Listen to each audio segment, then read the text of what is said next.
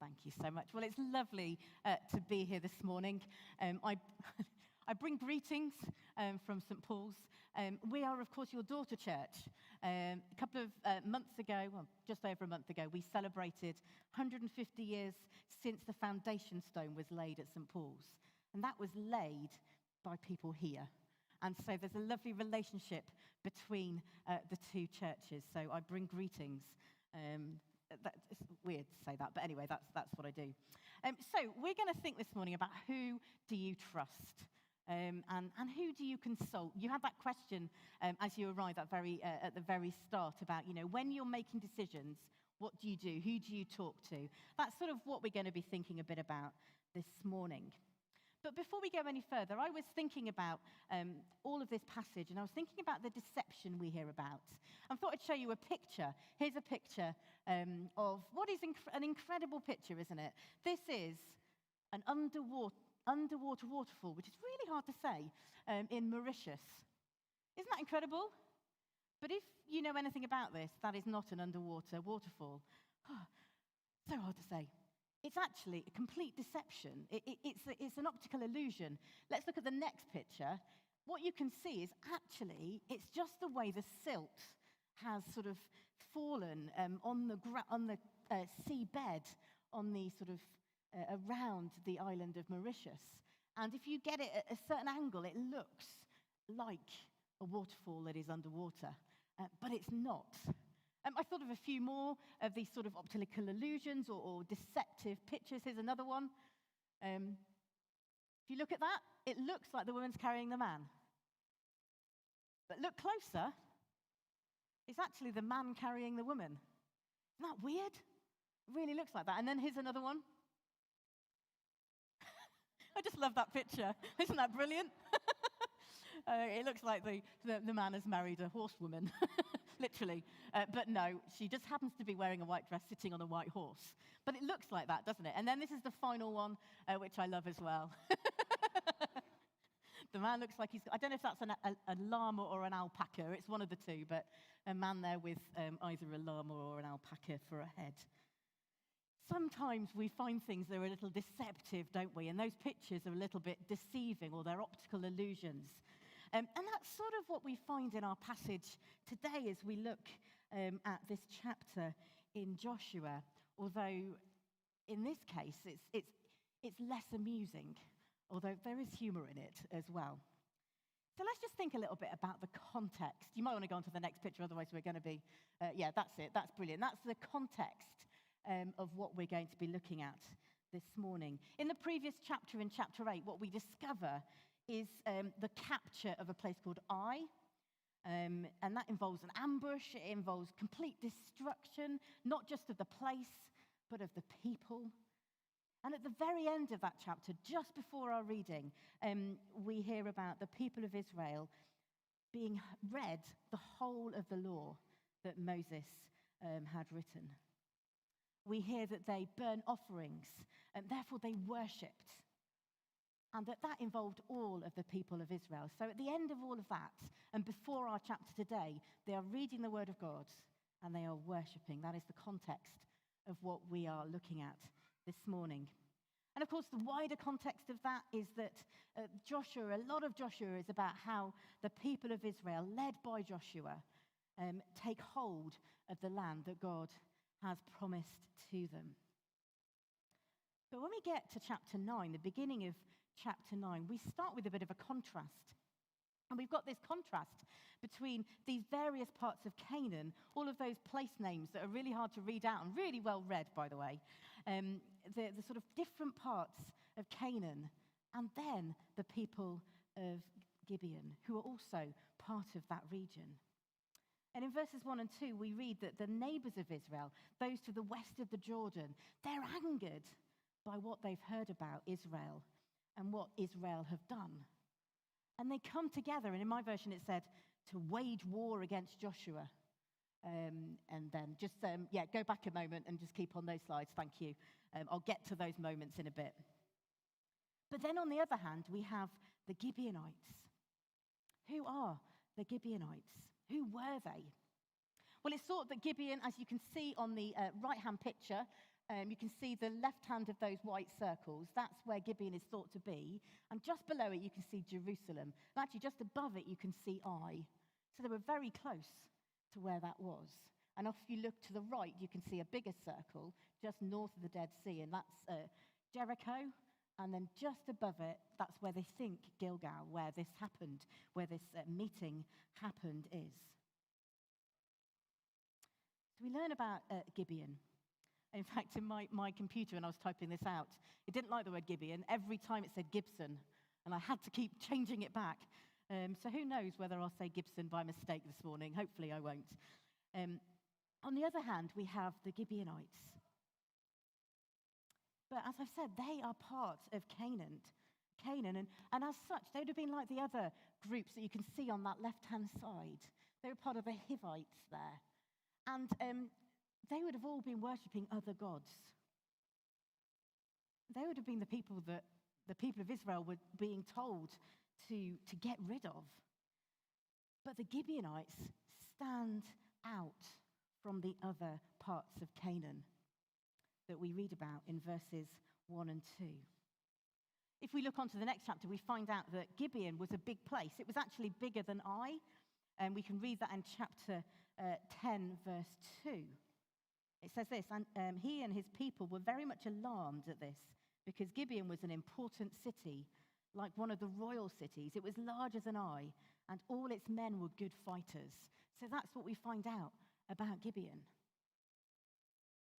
But as we've heard, the Gibeonites have heard what has happened to Ai and Jericho, and they decide to go down a different route from all of those other nations that surround Israel at this time. And of course, they decide to do that because no doubt they're in fear at what they have heard. They've heard that whole towns have been destroyed and captured, that all peoples have been destroyed. You know, it's big stuff to hear. So unsurprisingly, they're pretty nervous. So we have the places near where Joshua and the Israelites are realizing that this could mean the end for them. So all the kings west of the Jordan, not just one of them, all of them, they get together to wage war against Joshua. And you can see all of those people there. But the Gibeonites have this desire to do something different. They have this desire to make peace. In other words, if you can't beat them, join them. That's really what they're saying here. I love this quote that I read this week. The same sun softens wax and hardens clay. That's interesting, isn't it? We think about that's true. Sometimes we react differently to bad news, don't we?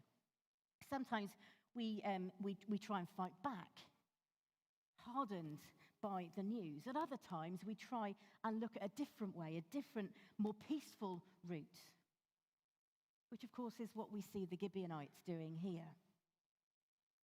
We're going to think about three different ways that we see this morning. Firstly, what do the Gibeonites do to achieve that? Well, Gibeon try to deceive. They try to deceive. They flatter. What we read in this passage is that they dress up as people who've traveled from a distant land, and it's probably only about 8 or 10 miles from Gibeon to where they are. It's about 8 or 10 miles from Jerusalem, a little bit further to Gilgal, but not far, and it's downhill, actually, which helps. And they dress up as ambassadors. They're sort of flattering to deceive. And they get all the details right, don't they? In that passage we read that they have moldy and dry bread. They take cracked and worn wineskins. They have broken sacks. I can imagine that they sort of went round looking at their donkeys and going, yeah, that one looks really tired. Let's use that donkey. They're entering into the spirit of deception here, aren't they? All because they want to save their own skins. And it seems to work.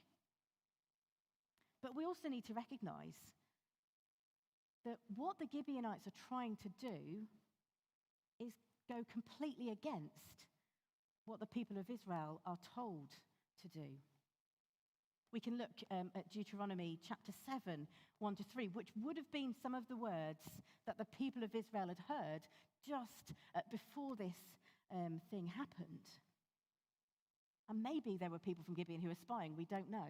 These are the words from Deuteronomy 7. When the Lord your God brings you into the land you are entering to possess and drives out before you many nations, the Hittites, Girgashites, Amorites, Canaanites, Perizzites, Hivites, and Jebusites, 7 nations larger and stronger than you. And when the Lord your God has delivered them over to you, and you have defeated them, listen to this bit, then you must destroy them totally, make no treaty with them, and show them no mercy.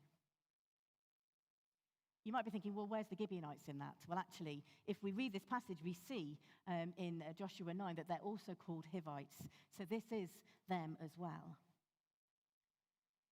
So if the Gibeonites knew this, if they knew that reading, if they knew that passage, they would know that there's no hope for them. Did they know? Well, we don't know for sure, but if they did, then what they were doing really was their only option to save themselves. They knew they were headed for destruction. But what is key, and what we do know, is that the Israelites knew this. They'd literally just heard these words read to them themselves as they were celebrating what had happened, and Joshua read these words to them. So I have to admit that I'm pretty impressed with what the Gibeonites try and do here. I mean, they even offer the Israelites to taste the bread. Imagine trying to eat moldy bread and see for themselves that they really are from a faraway nation. I mean, that's detailed stuff. They really go to town on this.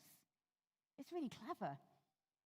Even when they're suspected, which does happen. Have a look at verse 7 in Joshua chapter 9. I think I've got that for the screen.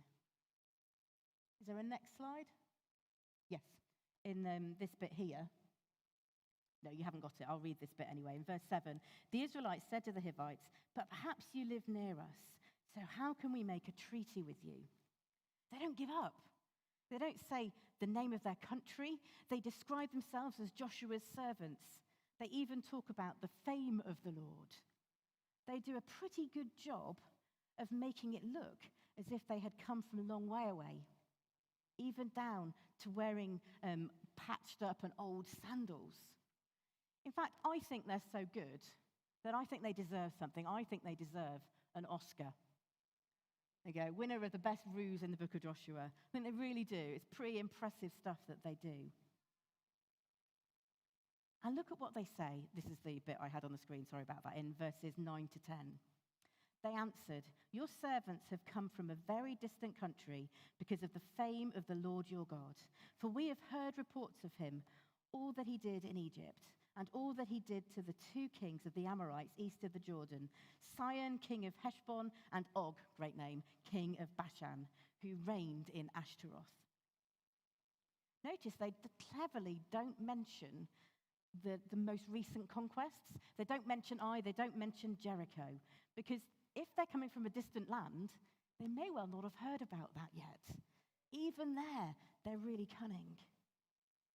And of course, that's a reminder, isn't it, for us, that we do need to be on our lookout, on our guard for those who might want to trick or to flatter us into something which isn't right, which of course happens here to Joshua and the Israelites. Because it's only 3 days later, 3 days after the treaty is made, when the Israelites find out that they've been tricked by their neighbors. And so they succeed. The Gibeonites succeed in tricking Joshua and Israel into a treaty which saves them. But how can this happen? How can this happen? What went wrong for Israel when we know they literally just heard those words in Deuteronomy? Well, what we find out is simple. It's that Israel failed to consult God. The key verse in this passage is, I believe, verse 14. It says this: the Israelites sampled their provisions. I don't know about you, I don't know if I fancy eating moldy bread, but anyway. But they didn't inquire of the Lord. It's amazing, isn't that, really? Because in verse 8, even Joshua asks them who they are. So he has a sense that something isn't quite right. Yet he takes their word for it when they flatter to deceive. They flatter, they profess a respect for the God of Israel. They flatter Joshua by saying they are his servants. They flatter the Israelites in pointing out their victories. How do you get on someone's good side? Well, you flatter them. You say, well, you've done a really good job there, haven't you? I've already said this, but it's worth saying again. We do need to be aware that the enemy is wily and cunning. The enemy can be very subtle, can make us believe things through flattery. It's amazing how this can happen, especially when we're flattered, when our egos, maybe, are flattered. Which is why it is so important that we consult God at all times, but especially when we're not sure, as it seems that Joshua and the Israelites weren't here. Who do they trust here? Well, they trust the people that have come to them. They don't check with God. And the fact is that when we don't check things with God, it might be saying something about who we are trusting and who we're ignoring and not listening to as well. So earlier we thought about how we make decisions, particularly if we make big decisions. I wonder, in your conversations, did any of you say, well, I talk to God, I pray, I ask him for guidance, or I speak to those who know him and help me to make those decisions? I know that I try and do that, but I know that I never always succeed. I always do things. I sometimes do things and I think afterwards, why did I not check that with God? And of course, we might think, I only need to do this for the big things. But actually, isn't it something that we should be doing all the time, consulting God, asking him for guidance? But this, of course, is a big thing for Israel, isn't it? So it's really odd that they, don't inquire of the Lord. Reminder what Paul says to us in the New Testament. In Philippians 4, he says, do not be anxious about anything, but in every situation, by prayer and petition, with thanksgiving, present your requests to God. And then in 1 Thessalonians 5:7, one of the shortest verses in the Bible, it simply says, pray continually. In other words, keep doing it. A reminder that we are in a battle, maybe not for land, but in a spiritual battle. And in these times, we need to be inquiring of the Lord in all we do, but especially in those moments when we could be vulnerable to being deceived. So what we find here is that Israel fail to consult God. Let's see what the outcome of this is. The outcome is this. Gibeon are grafted into Israel, and they're saved. But they're given different roles. When Israel realizes it's the Gibeonites they've made a treaty with, they have to go and see them. But the oath has been made, which means that Gibeon are grafted into Israel, and their lives are spared, which is similar to what happens with Rahab in Joshua 2. And of course, Israel know that when they make an oath, they need to keep it. Numbers 30, verse 2 says this. When a man makes a vow to the Lord or takes an oath to obligate himself by a pledge, he must not break his word, but must do everything he said. It's a reminder here that they took seriously their promises. And of course, isn't that a reminder of the fact that we have a God who keeps his promises?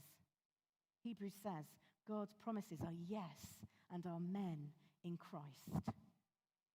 And of course, we see that beautifully, don't we, in the way that Jesus does what God has promised he would as he came and lived and died and rose again for us. So what we see here is that Israel sin without realizing it. Israel, they're not guilty of an intentional disobedience, but they are guilty of not consulting God. The thing we need to remember here is that there's a mixture of motives, isn't there? Good and bad for Gibeon. They're lying and deceiving, but what we do see is that they submit to Israel. And because of that, it means that they were submitting to the God of Israel as well. And so what we can see here is that Gibeon, who would have been a group of people that would have worshipped other gods, what we're doing is we're seeing that they are renouncing the God that they have served and worshipped. Also, remember that they are a lone nation. You know, they don't go along with all the other nations to fight Israel. They stand up on their own. And of course, isn't that a reminder for us that it's important not to be drawn away by the crowd at times, to stand up and be counted? And also we see here that the Israelites keep their promise and their oath, because that is what God has commanded them to do. And the outcome of this is that there is now a Canaanite nation as part of Israel. Remember, we've already heard from Deuteronomy 7 that that is forbidden by God. So God could have said, no, you kill them anyway. But he doesn't. And so what we learn here is that God saves even those who are the worst, those who are cunning and crafty, if they come to him. They're grafted into the people of Israel. And like with Rahab, this story reminds us that with God, anything is possible. All who are part of God's people are valued. And finally, they're given roles. The roles given to the Gibeonites are the sort of roles given to foreigners living in the land. Deuteronomy 29 verse 11 says this: "Together with your children and your wives and the foreigners living in your camps who chop your wood and carry your water." So they're given a role that the foreigners would have been given, but they're given it as sort of grafted into Israel. And they're doing something that would have served the temple, would have served worship as well. So we see that Gibeon are taken in to Israel. And later in chapter 10, we see that Gibeon are really sort of used in different ways. They're sort of used a bit like scapegoats for Israel. But later on, you can look into 2 Samuel, where you'll see that Israel's first king, Saul, attacks the Gibeonites. But later, they are avenged. They are seen as important. And so God is saying something really important about those who come to him. That we are grafted into God's family, to God's kingdom. And in this passage, we see that God wants us to depend on him. He wants us to consult with him in every decision. We see that it's easy, isn't it, for us to be influenced by those around us. But we need to remember that God's way is the best way. That it's always good to consult him. And finally, that God is a God who keeps his promises. Let's pray.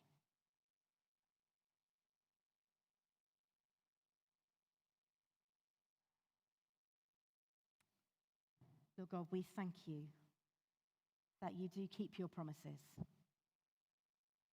We thank you for the hope that we have in being part of your family. I pray that you would help us to continually pray, to continually consult you as we come to you. Help us to stand firm in you and to recognize when we might be being deceived. As we were worshipping earlier, I had a sort of picture of someone trying to stand on one of those boards that's got a ball on it, and they're trying to balance on this board, and they're sort of looking down, and they're not really succeeding. And Jesus saying, hold on to me, and you will balance. So I pray for each one of us today as we face different things. Maybe we're facing deception. Maybe we're finding it difficult to trust. Help us to keep our eyes fixed on you, Jesus.